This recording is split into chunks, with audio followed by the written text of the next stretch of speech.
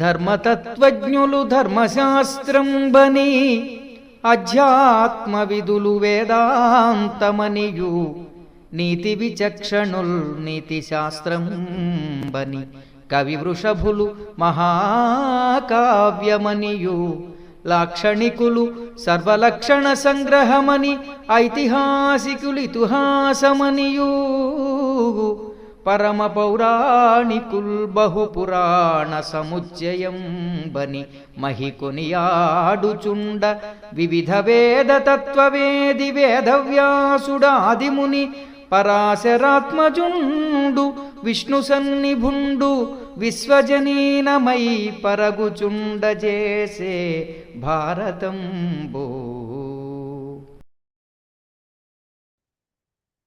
శ్రీ గురుభ్యో నమః. వ్యాస విరచిత శ్రీమన్ మహాభారతంలో సభాపర్వంలో నేడు మనం 5వ అధ్యాయం ప్రవచించుకుంటున్నాం. నేడు మనం చెప్పుకోబోయేటువంటి ముఖ్యమైనటువంటి అంశం ఏంటంటే పాండవ ప్రస్థంలో, అలాగే ధర్మరాజు నిర్మించుకున్నటువంటి ఆ ఇంద్రప్రస్థంలో, అందులో విశేషంగా మయాసురుడు నిర్మించినటువంటి మయసభలో దేవతలు, మహర్షులు మొదలైనటువంటి వాళ్ళందరూ వేంచేసి అక్కడ ధర్మరాజును సేవిస్తున్న సందర్భంగా నారద మహర్షుల వారు వచ్చి ధర్మరాజుకి అనేకమైన రాజనీతి విషయాలు, అంతేకాకుండా అనేకమైనటువంటి లోకాలలో ఉన్నటువంటి దివ్య సభల గురించి వర్ణించటం అనేది ఇక్కడి నుంచి ఒక 10 అధ్యాయాల్లో విస్తారంగా చెప్పబడింది. ముందుగా ఆ నారద మహర్షి వారు రావటం, ఈరోజు చెప్పుకోబోయేటువంటి అంశంలో ఆ నారద మహర్షి ఎటువంటి వాడు, ఎటువంటి దివ్యమైనటువంటి జ్ఞానము కలిగినటువంటి వాడు, ఎటువంటి కళలు కలిగిన వాడు అనేవన్నీ వివరిస్తున్నారు. నారద మహర్షి గురించి అంతకుముందు పూర్వమే ఆది పర్వంలో మనం ఆయన యొక్క ఆకారంతో పాటుగా చెప్పుకోవడం జరిగింది. ఆయన ఆకారం ఎట్లాంటిది, ఎటువంటి శాస్త్రాలలో నిష్ణాతుడు, ఇక్కడ కొన్ని విషయాలు చెప్పారు. ఈ రెండింటిని మనం సమన్వయించుకుంటే అప్పుడు నారదుల వారి యొక్క క్యారెక్టర్ని మనం స్కెచ్ చేయొచ్చు. అదొకటే తీసుకుని ఇదొకటే తీసుకోవడం కాదు, రెండింటిని సమన్వయం చేసుకోవాలి ఎప్పుడు కూడా. ముందుగా దైవస్మరణ చేసుకుని నేటి ప్రవచనంలో ప్రారంభించుకుందాం.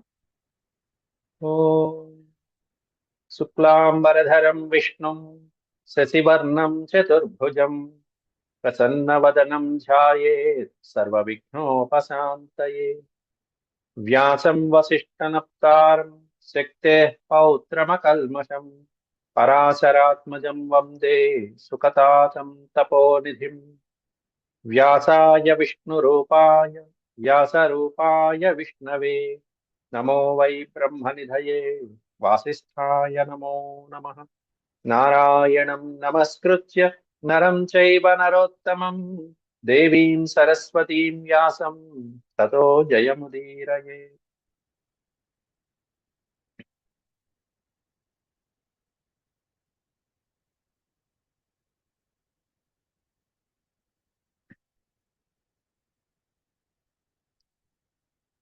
రెండు 200 సభాపర్వంలో 5వ అధ్యాయం ఇది.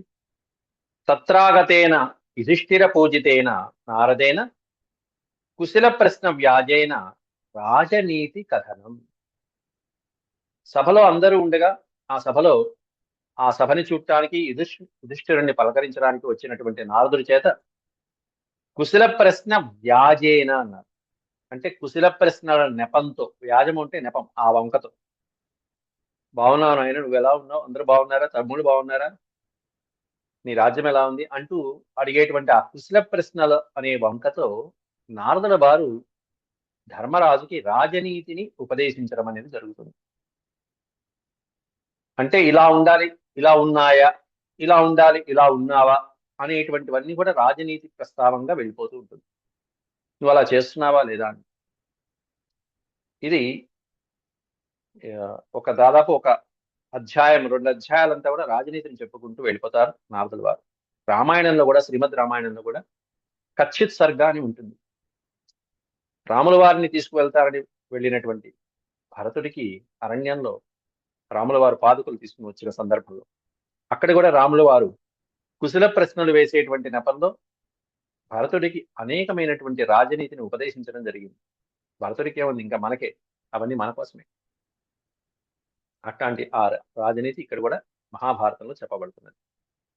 ముందుగా వైశంపాయన ఉవాచ. వైశంపాయనుల వారు జనమేజయ మహారాజుకి వివరిస్తూ, అథ తత్రోపవిష్టేషు పాండవేషు మహాత్మసు.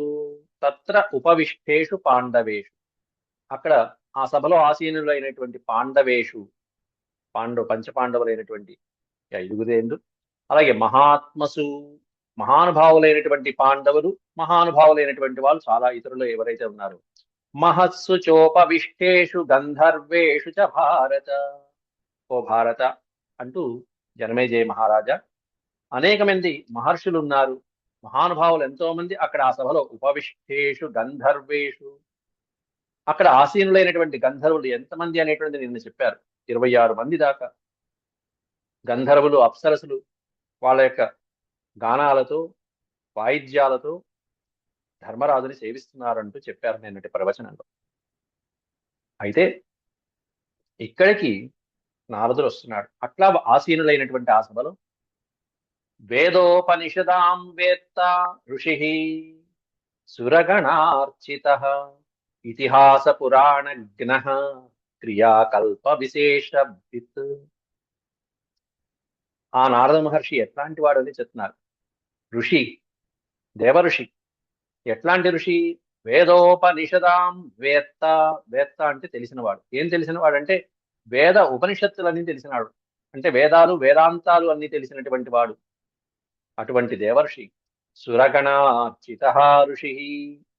సురులు అంటే దేవతలు, గణము అంటే సమూహం, దేవగణాల చేత అర్చిత ఋషి. సమస్తమైనటువంటి దేవగణాల చేత, సముదాయం చేత కీర్తించబడేటువంటి దేవఋషి. ఇతిహాస పురాణజ్ఞ, ఇతిహాసాలు పురాణాలు అన్ని తెలిసినటువంటి వాడు. గణః, అటువంటి జ్ఞానం కలిగినటువంటి వాడు.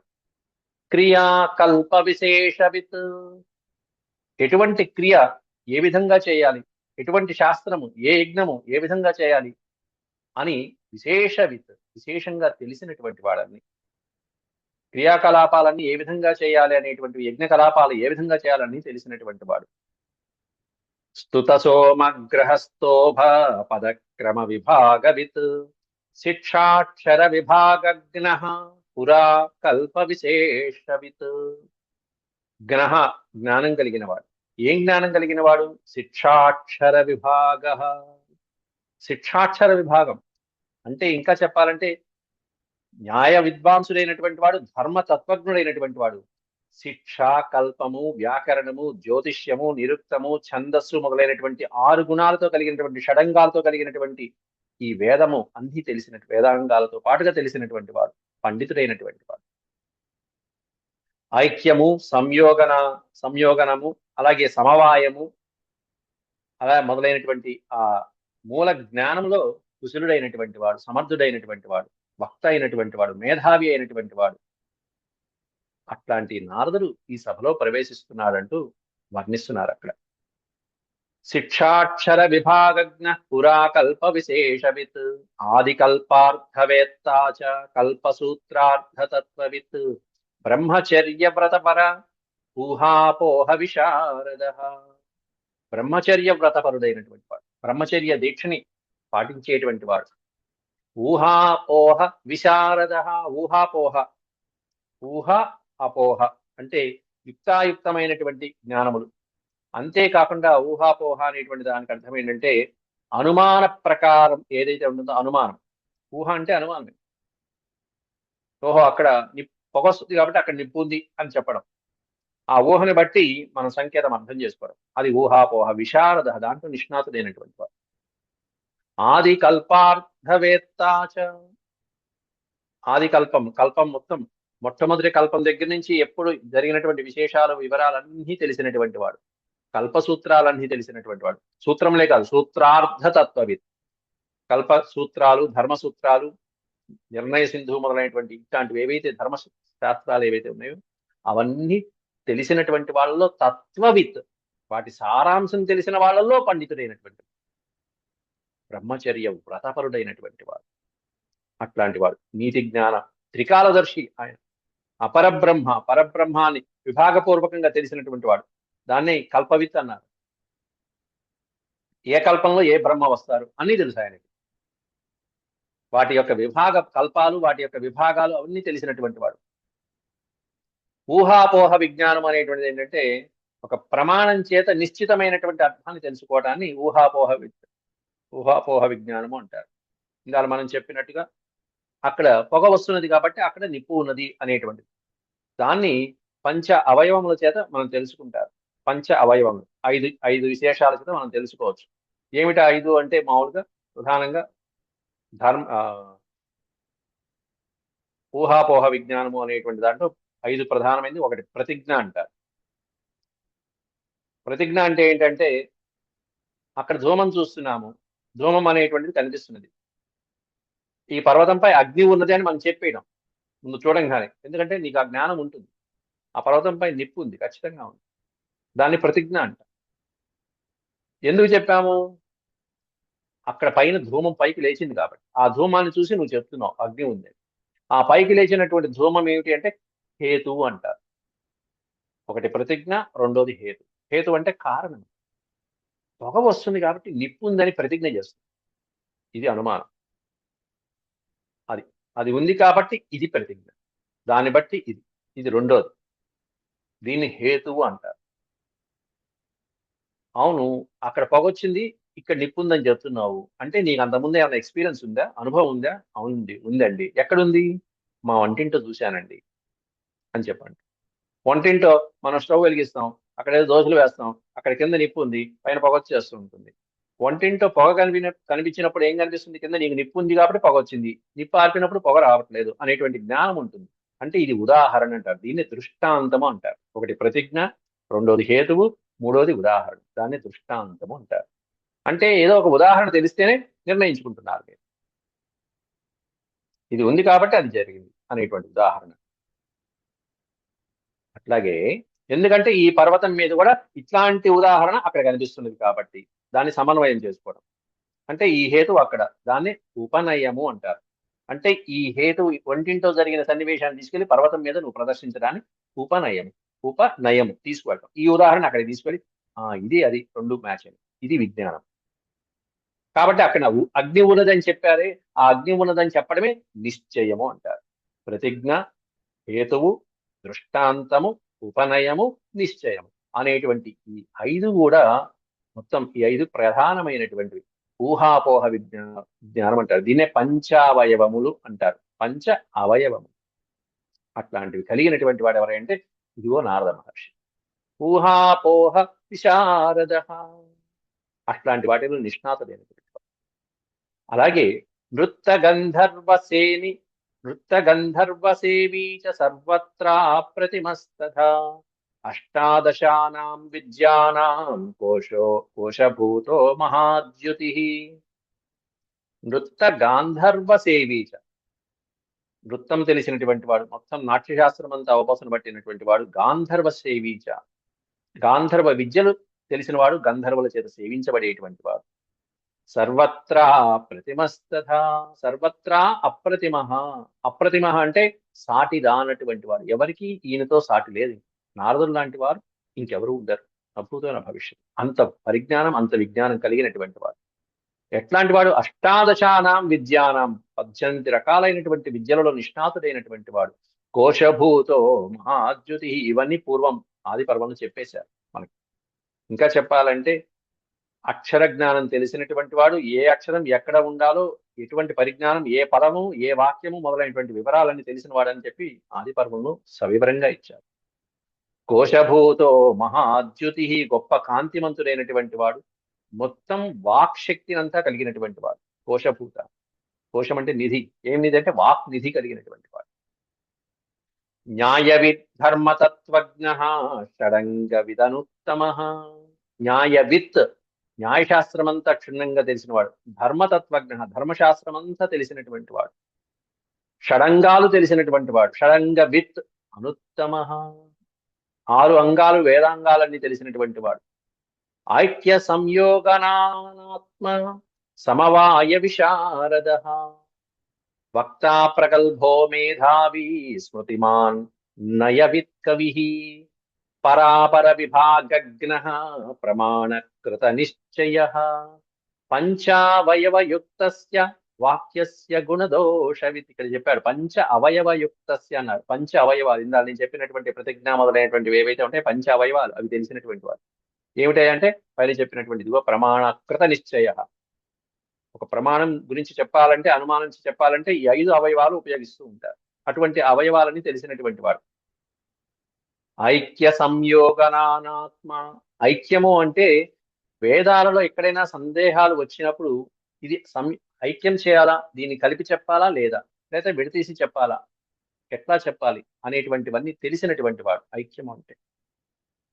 ఒక పక్కన ధర్మార్థ కామ మోక్ష చతుర్విధ పురుషార్థాలు తెలిసినటువంటి వాడు. 14 భువనాలన్నింటిలో పైన కింద అడ్డంగా అన్ని తెలిసినటువంటి వాడే. అట్లాంటి వాడు ఆయన. అట్లాంటి వాడు ఇక్కడికి వచ్చి కావలసినటువంటి ఉపదేశాలన్నీ ధర్మరాజుకు చేస్తున్నా అంటే ధర్మరాజు యొక్క అదృష్టం ఏం అదృష్టమో కదా. ఎంతటి అత్యద్భుతమైనటువంటి తపశక్తి సంపన్నుడు కూడా దొరకినటువంటి రాజనీతిని ఇక్కడ ఉపదేశిస్తూ ఉంటాడు.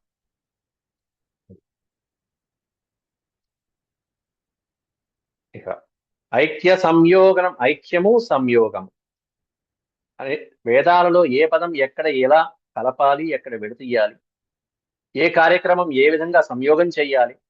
సమవాయ విశారద. సమవాయం ఎక్కడ సమానంగా ఉండాలి, స్థిరంగా స్థటంగా ఎక్కడ ఉండాలి అనేటువంటివన్నీ తెలిసిన వాళ్ళలో నిష్ణాతుడైనటువంటి వాడు. వక్త, చక్కటి మాటకారి, మంచి మాట్లాడటం కానీ లేకపోతే సదస్సుల్లో మాట్లాడేటువంటి స్పీకర్ లాగా వక్తృత్వం కలిగినటువంటి వాడు. ప్రగల్భో మేధావి. చక్కటి ప్రాగల్భం కలిగినటువంటి వాడు, వాక్ ప్రాగల్భ్యం కలిగినటువంటి వాడు, తపశక్తి సంపన్నుడు, మేధావి. స్మృతిమాన్ నయవిత్ కవి. స్మృతిమాన్ ధీబుద్ధి కలిగినటువంటి వాడు, బుద్ధిశాలి అయినటువంటి వాడు. నయ విత్ కవి. నయశాస్త్రం అంటే నీతి శాస్త్రం అంతా క్షుణ్ణంగా తెలిసినటువంటి వాడు.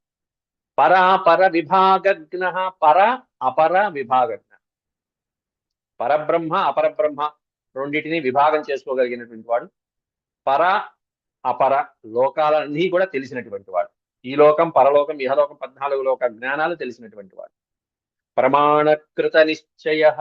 పంచావయవయుక్తస్య వాక్యస్య గుణదోషవత్. అట్లా పంచావయవాలతో ప్రమాణం మొదలైనటువంటివన్నీ కూడా అనుమానం ప్రకారం నిశ్చయించుకోగలిగిన శక్తి కలిగిన వాడు. మనం ఆ విధంగా మనం ఆలోచించలేము. ఏదో వెళ్ళిపోతాం, చేసుకుంటూ వెళ్ళిపోతాం. కానీ ఈయన ముందు చూపుతూ అట్లా చూసి అనుమాన ప్రకారంతో ఈ 5 రకాలైనటువంటి వాటితో ఉదహరించుకుని నిశ్చయించుకునేటువంటి వాడు. వాక్యస్య గుణదోషవిత్. ప్రతి వాక్యంలో ఉండేటువంటి గుణాలు ఏమిటి, దోషం ఏమిటి అన్ని పసిగట్టగలిగినటువంటి వాడు. వాక్యస్య గుణ, వాక్యస్య దోషవిత్. ఉత్తరోత్తర వక్తాచ వదతోపి బృహస్పతే. బృహస్పతే, బృహస్పతితో కూడా ఉత్తరోత్తర వక్తాచ. గుణదోషాలన్నీ క్షుణ్ణంగా మాట్లాడగలిగిన సమర్థుడు ఎవరయ్యా అంటే నారద మహర్షి ఒక్కడే. ఉత్తర వక్తాపి. బృహస్పతి అంటేనే దేవగురు, దేవతలకు గురువు అయినటువంటి బృహస్పతి కూడా చెప్పగలిగినటువంటి వాడెవరై అంటే నారద మహర్షి. ధర్మ కామార్థ మోక్షేషు యథావత్కృత నిశ్చయ. చతుర్విధ పురుషార్థాలైన ధర్మ అర్థ కామ మోక్షాలలో నిష్ణాతుడైనటువంటి వాడు. యథావత్కృత నిశ్చయ. ఏది ఎప్పుడు ఎలా చేయాలో నిశ్చయంగా ఇలా చెయ్యాలని చెప్పగలిగినటువంటి వాడు. యథావత్కృత నిశ్చయ. తథా భువన కోశస్య సర్వస్యాస్య మహామతి. భువన కోశం మొత్తం 14 భువనాలన్నీ కూడా క్షుణ్ణంగా కిందకి పైకి అడ్డం అటు ఇటు మొత్తం అంతా హాయిగా తిరిగి సంచరించగలిగినటువంటి వాడు. సర్వస్యాస్య మహామతి. అట్లాంటి నీతి జ్ఞానవంతుడు 14 లోకాల్లో లేడా అనిపించేటువంటి శక్తి కలిగినటువంటి వాడు. ప్రత్యక్షదర్శి లోకస్య తిర్యగూర్ధమదస్తథా. మొత్తం 14 లోకాలలో కూడా ప్రత్యక్షదర్శి, స్వయంగా చూడగలిగిన వాడు. ఇన్ని ఎవరు బ్రేక్ వేసి ట్యాక్సులు అడిగేవాళ్ళు, టోల్ గేట్లు అడిగేవాళ్ళు ఎవరు ఉండరు. ప్రత్యక్షదర్శి, ఎక్కడికి కావాలంటే అక్కడికి సంచరించగలిగినటువంటి వాడు. లోకస్య తిర్యగూర్ధం అధః. తిర్యక్ ఊర్ధ్వం అధః. పైకి కిందకి అటు ఇటు, తిర్యకంటే అడ్డంగా ఎక్కడికి కావాలన్నా అక్కడికి వెళ్ళగలిగినటువంటి సామర్థ్యం ఉన్నటువంటి సంచారి ఎవరంటే నారద మహర్షి. అట్లాంటి ఆయన సాంఖ్యయోగ విభాగజ్ఞు నిర్వివిత్సురాసురాన్. సాంఖ్యయోగంలో నిష్ణాతులైనటువంటి దాన్ని విభాగజ్ఞ. సాంఖ్యయోగాన్ని ఎక్కడ ఏ విధంగా విభజించి చూపించాలో ఆ విధంగా విభజించి చూపించగలిగినటువంటి నిష్ణాతుడైనటువంటి వాడు. పంచ తన్మాత్రలు పంచ కర్మలేంటి, జ్ఞానేంద్రియాలేంటి, కర్మేంద్రియాలేంటి, మనస్సు ఏమిటి, వీటి యొక్క లక్షణం ఏమిటి, వీటిని పరమాత్మతో ఎలా అనుసంధానం చేయాలనేటువంటి ఆ విభాగం అంతా క్షుణ్ణంగా తెలిసిన వాడు, సాంఖ్య శాస్త్రం అంతా తెలిసిన వాడు నారద మహర్షి. నిర్విభిత్సురాసురా, సురాసురులు అందరికీ కూడా పూజనీయుడైనటువంటి వాడు.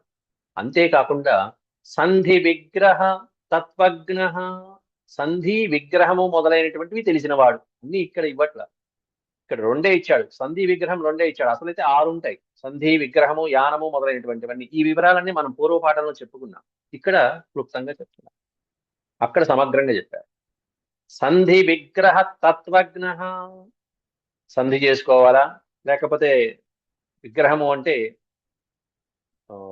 శత్రువుల్లో మధ్యలో విభేదాలు కల్పించడము మొదలైనటువంటి, శత్రువుతో దూరం చేసుకోవడం, యానము ఆసనము మొదలైనటువంటివి ఏవైతే ఉంటాయో ఆ మహారాజుకు ఉండవలసిన 6 లక్షణాలు, రాజనీతిలో ఉండవలసిన 6 లక్షణాలు అవి కలిగినటువంటి తత్వజ్ఞ, వాటి సారం తెలిసినటువంటి వాడు. సంధి విగ్రహ తత్వజ్ఞ త్వమనుమాన విభాగవిత్, త్వం అనుమాన విభాగవిత్, అనుమాన విభాగాలు ఏ విధంగా అనుమానాన్ని లక్షణం చేయాలో వాటిని విభాగ ప్రకారం లక్షణం చేసేది. అనుమానం వచ్చింది, ఆ అనుమానాన్ని ఎలా మనం క్లారిఫై చేసుకోవాలి, ఏ విధంగా క్లారిఫై చేసుకోవాలంటే దాని పైన చెప్పినటువంటి 5 అవయవాలు ఏవైతే ఉన్నాయో వాటి ద్వారా క్లారిఫై చేసుకోవాలి. అక్కడ జరిగిందా, వాడికి ఫస్ట్ ర్యాంక్ వచ్చిందా, ఫస్ట్ ర్యాంక్ వచ్చిందంటే ఎప్పటి నుంచి చదువుంటాడు, ఎన్నాళ్ళు పడుతుంది చదవడానికి, కనీసం 7-8 నెలల నుంచి వీడు కృషి చేసి ఉంటాడు కదా, అప్పటి నుంచి ఈ విధమైన అనుమాన ప్రకరణం అంతా తెలిసినటువంటి వాడు. దీన్నే తర్కము అంటారు. తర్కశాస్త్రం క్షుణ్ణంగా తెలిసినటువంటి వాడు. అనుమాన ప్రకరణాలు మొదలైనటువంటివన్నీ తర్కశాస్త్రంలో ఒక చిన్న బిట్. అలాగే షాంగుణ్య విధియుక్తశ్చ సర్వశాస్త్ర విశారద, షాడ్గుణ్య విధియుక్తశ్చ సర్వశాస్త్ర విశారద, అన్ని రకాలైనటువంటి శాస్త్రాలు తెలిసినటువంటి వాడు. అనేకమైనటువంటి షాడ్గుణ్యాలు అంటే పైన చెప్పిన సంధి విగ్రహం అనేటువంటివి ఏవైతే ఉన్నాయో అవి 6 మొత్తం. ఈ 6 విధియుక్తంగా తత్వం తెలిసినటువంటి వాడు, విధి ప్రకారం శాస్త్రబద్ధంగా ఈ షాడ్గుణాలనేటువంటి సంధి విగ్రహం యానము మొదలైనటువంటివన్నీ శాస్త్రబద్ధంగా ఆచరించేటువంటి వాడు. అంతేకాకుండా యుద్ధ గాంధర్వ సేవీచ సర్వత్రా ప్రతిఘస్తద, సర్వత్రా ప్రతిఘస్తద, యుద్ధ గాంధర్వ సేవీచ, ఈయనకి యుద్ధ విద్యలు కూడా తెలుసుట నారద మహర్షి. యుద్ధ విద్యలు తెలిసి ఉండాలి అంటే ఆయనకి రాని శాస్త్రం లేదు, ఆయనకి తెలియనటువంటి విద్య లేదు మహర్షి. యుద్ధ విద్యలన్నీ తెలుసు, గాంధర్వ విద్యలన్నీ తెలుసు. గాంధర్వుల విద్యలు అంటే మాయలు మరాఠీలు, అట్లాంటివి కూడా తెలిసినటువంటి వాడు. యుద్ధ గాంధర్వ సేవీచ సర్వత్రా ప్రతిఘస్తథ, ఈయనతో ఎవరు సాటిరా, అట్లాంటి గొప్ప ప్రతిభాశాలి అనేటువంటి వాడు. ఇవే కాకుండా ఈ చెప్పినటువంటి 11 శ్లోకాలలో చెప్పిన లక్షణాలే కాకుండా అసలైతే పూర్వం ఆది పర్వంలో ఒక అధ్యాయం అంతా చెప్పారు నారదుడి యొక్క లక్షణాలు, ఒక 40 శ్లోకాల్లో చెప్పారు. అవి ఇక్కడ మళ్ళీ ఒక 11 శ్లోకాలలో గుర్తు చేసి, అటువంటి నారద మహర్షి వచ్చారయ్యా సభకి. ఏతైశ్చ అన్యైశ్చ బహుభిః యుక్తో గుణగణైర్ముని, అట్లాంటి అనేకమైనటువంటి గుణగణాల సముదాయంతో కూడుకున్నటువంటి మహర్షి నారదుడు లోక సంచారం చేస్తూ వచ్చాడు అంటున్నారు. ఏతైశ్చ అన్యైశ్చ బహుభిర్యుక్తో, యుక్త అంటే కూడుకుని ఉన్న, అనేకమైనటువంటి గుణ సముదాయాలతో కూడుకుని ఉన్నటువంటి ఈ ముని మహర్షి నారద మహర్షి లోకాన్ అనుచరన్ సర్వాన్ ఆగమత్తాం సభాం నృప, తాం సభాం, ఆ సభకి, మయుడు నిర్మించిన ఆ మయ సభకి లోకాన్ అనుచరన్, సమస్తమైనటువంటి లోకాల్ని చెరుస్తూ, సర్వలోకాల్ని చెరుస్తూ, ఆగతాం సభాం నృప, ఇక్కడికి ఈ సభకి రావడం జరిగింది మహారాజా అంటూ జనమేజయ మహారాజుకి వైశంపాయనుడు చెప్తాడు ఇదంతా. ఇంకా నారద మహర్షి ఎట్లాంటి వాడు, నారదస్సు మహాతేజ ఋషిభిః సహితస్తథా, సుమహాతేజ, నారదుడు మహాతేజస్శాలి అనేటువంటి వాడు, ఋషులందరితో కూడుకుని ఋషిభిః సహిత అన్నాడంటే ఋషులతో పాటు కూడుకుని వచ్చాట. కొంతమంది ఋషులు కూడా నారదుని సేవిస్తూ వచ్చారు నారదుని వెనకాల, ఆ ఋషుల పేర్లు కూడా కింద ఇచ్చాడు. ఋషిభిః సహిత, ఋషులతో కూడుకుని మహాతేజస్శాలి అయినటువంటి నారద మహర్షి అక్కడికి సభకి ఏం చేశారయ్యా. ఎవరా మహర్షులు వెనకాల వచ్చిన వాళ్ళు, పారిజాతేన రాజేంద్ర పర్వతేన చ ధీమత సుముఖేన చ సౌమ్యేన దేవర్షి రమితజ్యుతి. ఈ పైన చెప్పినటువంటి మహర్షులతో కూడుకుని నారదుడు వచ్చాట.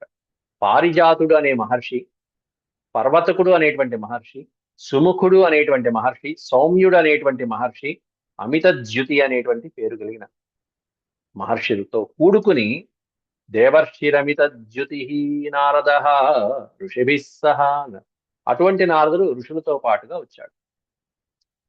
పారిజాతేన తృతీయ అవతారం అంటే అతనితో కూడుకుని వస్తున్నటువంటి, పారిజాత మహర్షితో కూడుకుని, పర్వతక మహర్షితో కూడుకుని వస్తున్నటువంటి, సుముఖుడితో కూడుకుని, సౌమ్యునితో కూడుకుని వస్తున్నటువంటి ఆ నారదుడు సభలోకి ప్రవేశించాడు. సభాస్తాన్ పాండవాం ద్రష్టుం ప్రీయమాణో మహాజవః జయాసీర్భీస్తు తం విప్రో ధర్మరాజానమార్చయత్. మహర్షి రాగానే ఒక్కసారిగా సభలో ఉన్నటువంటి పాండవులు 5గురు కూడా పైకి లేచి ఆయన్ని చక్కగా అతిథి మర్యాదలు చేయాలి. మొట్టమొదట ఈయన నారదుడు వస్తూనే సభలో ఉన్నటువంటి పాండవుల్ని చూశాట. పాండవుల్ని చూడటానికి వస్తున్నారు. ద్రష్టం అంటే చూడటానికి అని, పాండవుల్ని చూడటానికి వచ్చాడు. సభని చూడటానికి పాండవుల్ని. సభస్థాన్, అంటే ఉన్నటువంటి, సభస్థాన్ అంటే సభలో ఉన్నటువంటి పాండుపుత్రుల్ని ద్రష్టం చూడటానికి, ప్రియమాణో మహాజవ సంతోషంతో ఎంతో ప్రీతితో, మహాజవ మనోజవ మనోజవం అంటే మనోవేగము అన్నారు. మనసు ఎంత వేగంగా ప్రయాణిస్తుందో అంత మనస్సు ప్రయాణించే వేగంతో అంత త్వరగా పాండవుల్ని చూడటానికి సంతోషంగా వచ్చాట ఈ సభ దగ్గర. పాండవులు ఎలా ఉన్నారు అంటూ వచ్చాడు. అలా అనేకమైన లోకాల నుంచి తిరిగి ఇక్కడికి వచ్చాడు. మధ్యలో బ్రేకులు వేసుకుంటూ వచ్చాడు. ఆ బ్రేకుల్లో వీళ్ళ తండ్రి పాండు మహారాజు కూడా కనిపించి మా నారదుడికి ఆ విషయం చెప్పాడు. ఆ విషయాలన్నీ ఇక్కడ ప్రస్తావిస్తారు తర్వాత. నేను ఆ లోకం ఈ లోకం చూసుకుంటూ వచ్చానే, మధ్యలో మీ నాన్నగారు కనిపించారు, కుశల ప్రశ్న బాగున్నారు అంటూ ఆయన చెప్పిన మాటలు, ఈ సందేశాలన్నీ ఇక్కడ ధర్మరాజుకు చెప్పారు నారదుడు. అవన్నీ వస్తాయి. సభస్థాన్ పాండవాన్ ద్రష్టం, ఆ సభలో ఉన్నటువంటి పాండవుల్ని ద్రష్టం చూడటం కోసం మనోవేగంతో వచ్చాట సంతోషంగా నారదుడు. జయాసీర్భిస్తు తం విప్రో ధర్మరాజానమార్చయత్, ధర్మరాజుని అర్చించారట అక్కడ బ్రాహ్మణోత్తములందరూ కూడా. ఫస్ట్ ఎట్లా అంటే జయాసీర్భిస్తు, జయ ఆశీర్భి అంటే జయమగుగాక అని ఎవరైతే బ్రాహ్మణోత్తములు దీవిస్తూ ఉంటారో, అట్లాగే నారద మహర్షి కూడా వస్తూ శుభం భూయా జయమగుగాక అంటూ జయాసీర్భిస్తు తం విప్రో ధర్మరాజానమర్చయత్. అట్లా జయధ్వానాలతో ముందుగా ధర్మరాజుని ఆశీర్వదించి లోపలి ప్రవేశించారు. తమాగతం ఋషిం దృష్ట్వా నారదం సర్వధర్మవిత్ సహసా పాండవ శ్రేష్ఠ ప్రత్యుత్థాయానుజైః సహ. తం ఆగతం ఋషిం దృష్ట్వా, అలా వచ్చినటువంటి ఋషిని చూసి, నారదం సర్వధర్మవిత్, సమస్తమైన ధర్మశాస్త్రాలు తెలిసినటువంటి నారదుడు, సర్వధర్మవిత్ అన్ని ధర్మాలు తెలిసినవాడు, విత్ అంటే సహసా వెంటనే, పాండవ శ్రేష్ఠ ఆ పాండవులలో శ్రేష్ఠుడైనటువంటి వాడు, అగ్రజుడైనటువంటి వాడు, పెద్దవాడైనటువంటి ధర్మరాజు ప్రత్యుత్థాయ అనుజైః సహ ప్రతి ఉత్థాయ, అనుజైః సహ అంటే తన సోదరులైనటువంటి భీమ, అర్జున, నకుల, సహదేవులతో పాటుగా ప్రత్యుత్థాయ పైకి లేచి ఆ మహర్షికి నమస్కారం చేసి, అభ్యవాదయత ప్రీత్యా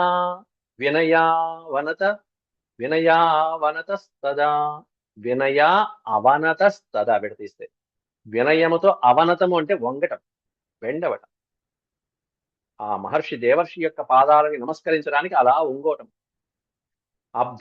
సహసా పాండవ శ్రేష్ఠ అభ్యవాదయత ప్రీత్య, ప్రీత్య అంటే ఎంతో సంతోషంగా, ఆనందంతో మహర్షులు వచ్చారనే సంతోషంలో అభ్యవాదయత, అభి ప్లస్ అవాదయత, నమస్కారం చేశాట వినయంగా, వినమ్రతగా వాళ్ళ యందు తల వంచి.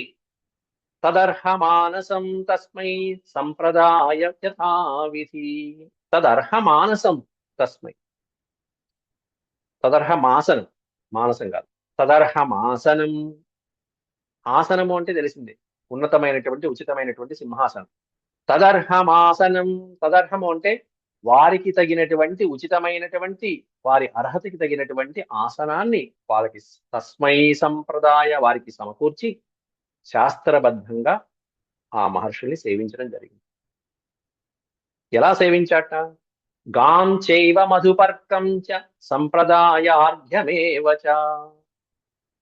గోవులతోను అలాగే మధుపర్కము పట్టు పీతాంబరాలు వస్త్రములు ఏవైతే సమర్పించాలో బ్రాహ్మణోత్తములకి అవి సమర్పించి సంప్రదాయ అర్ఘ్యమేవచ అర్ఘ్యపాద్య ఆచమనాలు ఏవైతే ఉంటాయో వాటితో చక్కగా ఏ విధంగా అర్చించాలో ఆ విధంగా అర్చయామాస విధివత్ అర్చయామాస రత్నైశ్చ సర్వకామైశ్చ ధర్మవిత్. ఈ ధర్మం తెలిసినటువంటి ధర్మరాజు సర్వకామైశ్చ రత్నైశ్చ సమస్తమైనటువంటి కోరికలు నెరవేర్చేటువంటి ఆ మహర్షులకి వారు కోరుకునే విధంగా వారి అర్హతకి తగ్గట్టుగా విధి ప్రకారం శాస్త్ర ప్రకారం రత్నాలతో గోవులతో మధుపర్కంతో అర్ఘ్య ఆచమనాలతో జయామాస పూజించాట. ఈ పూజలు అందుకున్నటువంటి వాడు సంతోషించారు హాయిగా. తుతోష చ యథావచ్చ పూజాం ప్రాప్య యుధిష్ఠిరాత్. యుధిష్ఠిరాత్ పూజాం ప్రాప్య. ప్రాప్య అంటే పొందటం. అంటే యుధిష్ఠిరుని నుంచి సత్కారాన్ని అందుకున్న పూజలు అందుకున్నటువంటి వీరు మహర్షులు తుతోష. తోష అంటేనే సంతోషం. తుతోష అంటే మరీ సంతోషించారు, పరమానంద భరితులైపోయారు. ఆ తర్వాత సో అర్చిత పాండవై సర్వైర్ మహర్షి వేదపారగై. మహర్షిర్వేదపారగై, వేద నిష్ణాతులైనటువంటి వేదపారంగతులైనటువంటి సర్వైర్ మహర్షై అందరూ మహర్షులు కూడా పాండవై సోర్చిత వరుసగా పాండవుల చేత అర్చించబడ్డారట. నారద మహర్షి, ఆ తర్వాత బ్రాహ్మణులు, మహర్షులు మొదలైనటువంటి వాళ్ళందరూ పూజించబడ్డారు. ధర్మకామార్థ సంయుక్తం ప్రపచ్ఛేదం యుధిష్ఠిరం. ధర్మకామ అర్థ సంయుక్తం, ధర్మకామార్థాలతో కూడుకుని ఉన్నటువంటి ప్రపచ్ఛేదం యుధిష్ఠిరం ఇదం ప్రపచ్చ. అట్లాంటి మహారాజుతో యుధిష్ఠిరుడితో ఈ విధంగా మాట్లాడుతున్నారు. ఏ విధమైనటువంటి మాటలు? ధర్మకామార్థయుక్తమైనటువంటి వచనాలను ఇక వాళ్ళు పలుకుతున్నారు.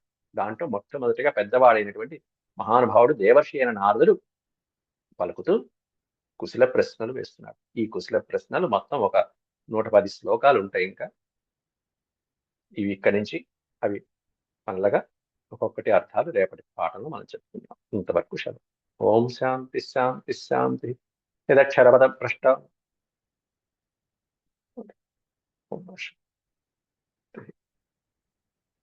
యదక్షరపదభ్రష్టం మాత్రాహీనం చ యద్భవేత్ తత్సర్వం క్షమ్యతాం దేవనారాయణ నమోస్తు. సర్వం శ్రీకృష్ణార్పణమస్తు. ఓం నమో భగవతే వాసుదేవాయ. హరి ఓం. సర్వం శ్రీకృష్ణార్పణమస్తు.